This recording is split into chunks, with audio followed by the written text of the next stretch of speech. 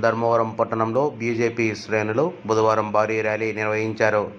బుధవారం మధ్యాహ్నం 2 గంటల నుండి ధర్మవరం పట్టణంలోని గాంధీనగర్ వద్ద ఉన్న మారుతి రాఘవేంద్ర స్వామి కళ్యాణ మండపం నుండి ద్విచక్ర వాహన ర్యాలీ నిర్వహించి పట్టణంలోని ప్రధాన వీధుల గుండా ర్యాలీలో పాల్గొనడం జరిగింది.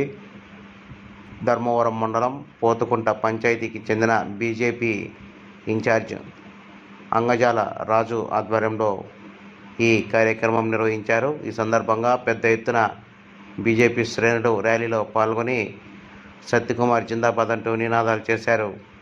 అనంతరం పోతుకుంటలో నిర్వహించిన భారీ బహిరంగ సభలో పెద్ద ఎత్తున వివిధ పార్టీలకు చెందిన కార్యకర్తలు బీజేపీ కండువా కప్పుకున్నారు.